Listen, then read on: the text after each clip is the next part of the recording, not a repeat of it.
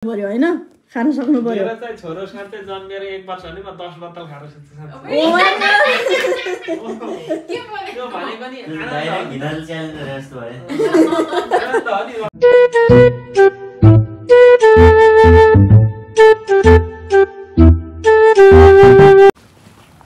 hello स्वागत छ मेरो नयाँ ब्लगमा आज चाहिँ मेरो ब्लग कता भइरहेछ किनभने आज मेरो छोरोको बर्थडे त हो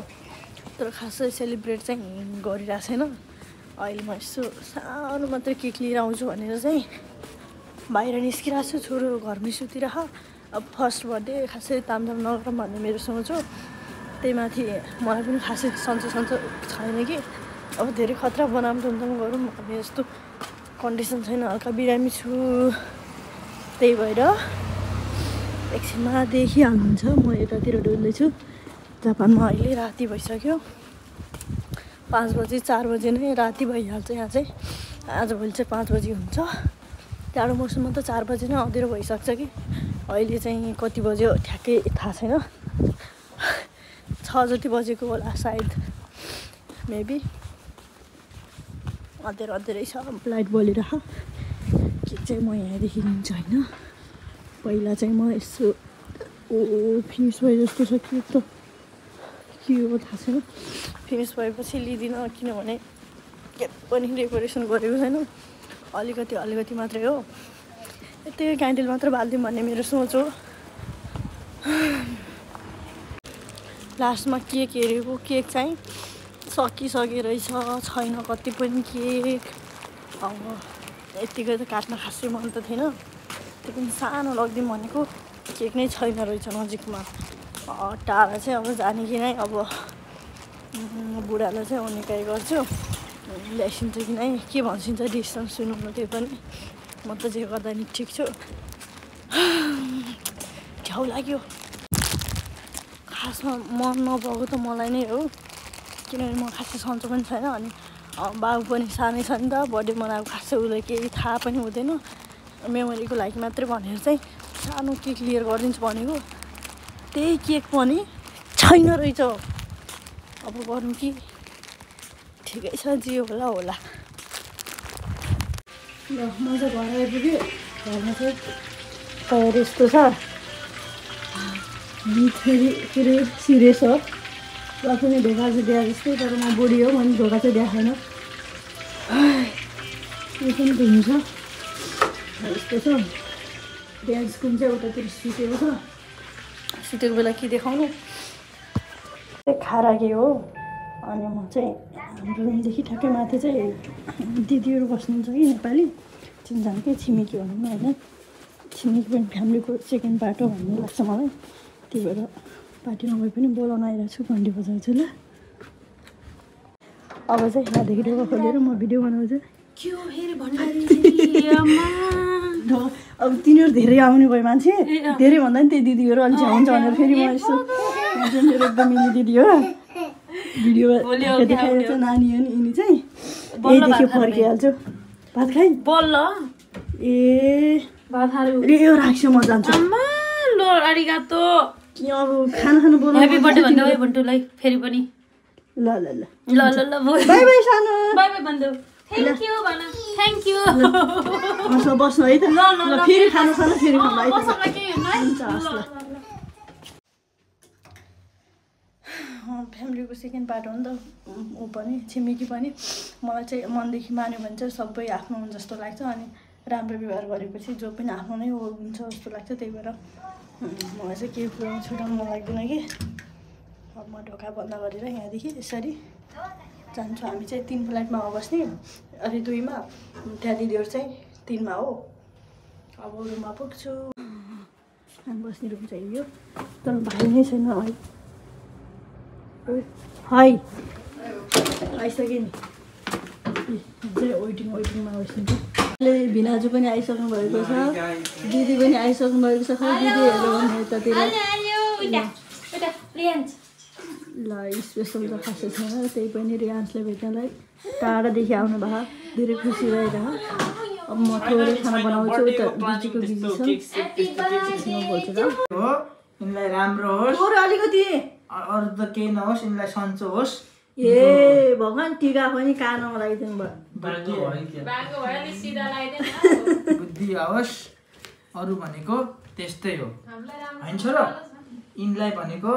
हामीले यिनले सोचेको कुरा बाङ्गो धेरै भयो पुरा कि होस् हे भगवान थोरै लाइस्यो भने त ल टिका धेरैपल्ट लाउने र आशीर्वाद धेरैपल्ट दिने हो ल आशीर्वाद मात्रै हजुरसँग दिने कुरा केही छैन पैसा दिएर मेरो हातबाट हुँदैन मैले अब यत्रो पालिरहेको छु पैसा दिएर त्यस्तो भनेर कहाँ हुन्छ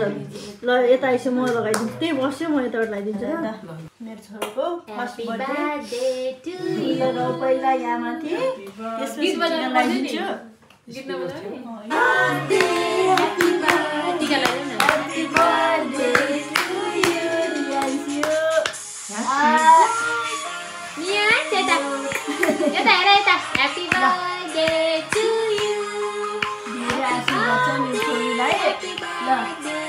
आशीर्वाद छ तिमीलाई म पैसा पनि दिन्छु के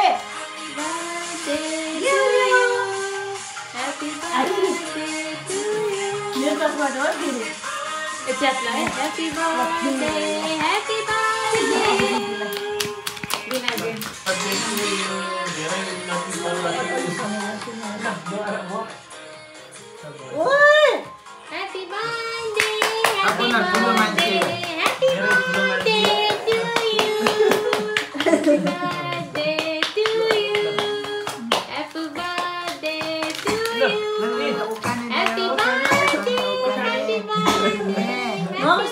गराइदिनु न छिटो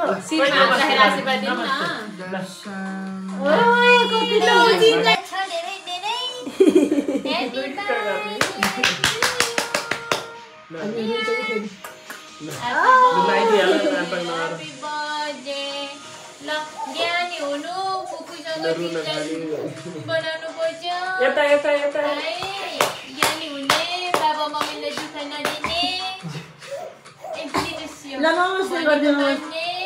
नमस्ते ल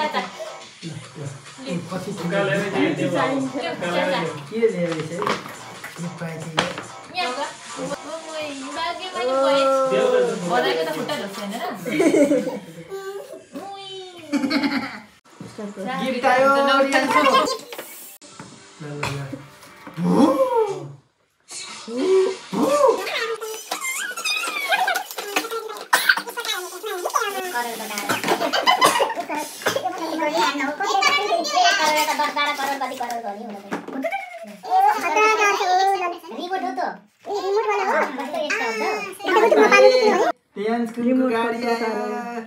यिनीले यो गाडी चढ्छन् अहिले फुली ठुलो गाडी यस्तै किन्छन् व्यक्ति त हो यस्तो छ मेरो अवस्था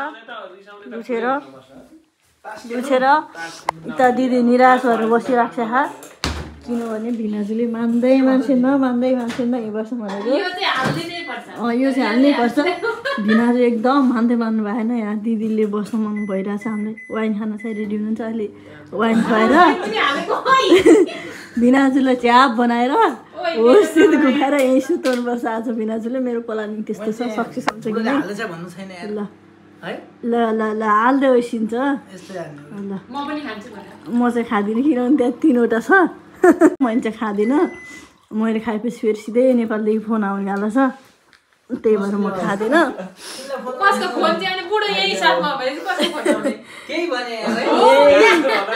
ल है सबजना यो भिडियो हेर्नु है लास्टमा किन खाएँ भनेर चाहिँ भन्न पाइँदैन गाह्रो छ उमाइको अझ त्यति हालेर ल खानामा चाहिँ यस्तो छ तर मैले मेरो सानो भाइलाई धेरै मिस गरिरहेको छु किनभने अझै आएको छैन 11 बजीसम्म काम छ बिदै मिलियन दिदी भन्दै थियो अनि एकछिनमा उसलाई पनि म देखाउने नै छु एकछिनको लागि अलिक ढिलो आउँछ भाइ चाहिँ 12 बजी चाहिँ बल्ल भाइ आइपुग्यो बल्ल सुरुवात हुँदैछ बर्थडे मनाउने अब चाहिँ 12 बजीतिर राखेको आज सकिएको ल्याउँ न त के ल्याम एउटा छँदैछ एउटा भिनाज ल्याउनु जानु भएको म हाल्दै गर्छु हातो आइज नि त हातहरू ट्राई गर के अफर हो या अफर जस्तो यस्तै हो कि अनुशासन हुन्न है त्यस्तो खान्छस् नि खान्न मैले खाइसकेँ यहाँ खानुहोस् नि दबाई मैले 2 किलो अब खाइसकेँ दबाई चाहिँ खाइरहेको मान्छे अब तपाईँ नर्मल लानु सक्छ नखाएको मान्छे चाहिँ गाह्रो हुन्छ ऊ रिया चाहिँ खाने भन्दैछ छिटो आइज म पस्किन्छु है ल वाइन पनि झिक्छु यहाँ छ कि एकदम भाग्यमानी भयो ठुलो मान्छे भने मामाले एकदम होइन यता फर्क्यो यता फर्किनु पठाउनु न खाइ चक्लेट च्याको त खोल्यो कि यहाँ यसले कस्तै लगाइदिनु टाउको समातिदिनु न भाग्यमानी भयो एकदम ठुलो मान्छे भने यस्तो चाहिँ नगरेको ल अर्को वर्षको बोल्ने दुगुर्ने भयो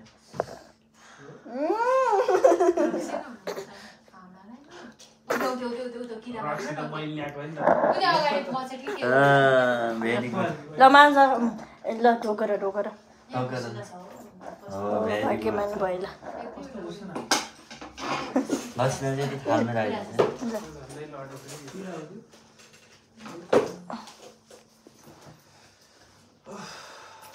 ल भयो यता भिनाजु पुरा मार्क्स लगाएर क्वार्टरले पुग्दैन बोतल भनेको बोतलले पनि नपुगेर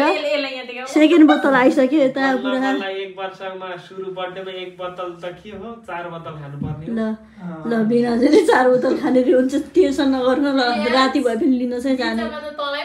कुरो भयो हामी जान्छौँ लिउन खुवाउन चाहिँ खुवाउँछौँ डोन्ट वरी खानु पर्यो होइन खान सक्नु पर्यो मेरो चाहिँ छोरो साथै जन्मेर 1 वर्ष भने म 10 बोतल खाएर सुत्छु के भनेको नि डाइरेक्ट भिनाल च्यालेन्ज जस्तो भयो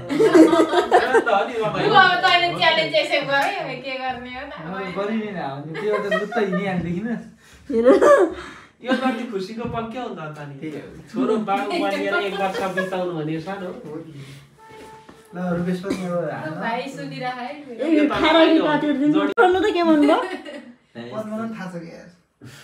सालो अगाडि नै छ बुढी अगाडि नै छ तर लाल लाउन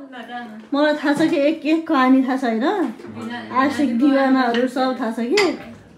तर के गर्नु अब बिहे भइसक्यो पास्ट इज पास्ट भनेर चित्त बुझाउनु पर्यो ब्रेकअप भएला नि त त्यही भएर फाल्दिएको भन्दाखेरि त्यस्तै घुमाइ फिराइ कुरा किन गर्नु पर्यो है ब्रेकअप भयो फाल्दिएको भ्यू चाहिँ जान्न त्यही भिडियो चाहिँ कडै छ है त सबजनाले मेरो छोरोलाई ह्याप्पी बर्थडे भन्नु पर्यो ओ happy birthday happy birthday happy birthday happy birthday उता मा हेर न मामालाई कस्तो हेरे हाँस्यो कता जाम ल तिमी यो 10 वर्षपछि हेर्नुपर्छ छोरो तिम्रो बर्थडे यस्तो भएको थियो दुवैजना मिली लास्टमा 16 साल भइले साँच्चै खानिस् खान्छ अस्ति त्यो खाएर बेला त कस्तो टप घुमेको थियो फेरि 2-4 मिलियन 10 मिलियन र जानु पर्ला होइन नखाने मान्छेलाई कर्तै नलाउनु सधैँ खाने नि त आलु कस्तो पानी मिसाएर खायो झन् यो कडा यस्तो भएन यो पानी खाने कि नखाने एउटा कुरा हुन्छ त्यो त खान्न त्यति धेरै त खाने कि नखाने एउटा हुन्छ त्यो धेरै खान्न भनेपछि खाने खाएर के यो थोरै ल यो अलि धेरै होला खाएर अब चेस गर्नुपर्छ कि अहिले यतिकैमा हाम्रो भिडियो चाहिँ यही समापन भयो किनभने हामी त बस्छौँ नि त भिडियो चाहिँ आज बर्थडे भोलि चाहिँ हाल्छु 1 दिनपछि चाहिँ भिडियो अपलोड हुन्छ बाई बाई ल यति बेलासम्म हेर्नु सबजनालाई bye bye thank you for watching मलाई फोकस बाई ल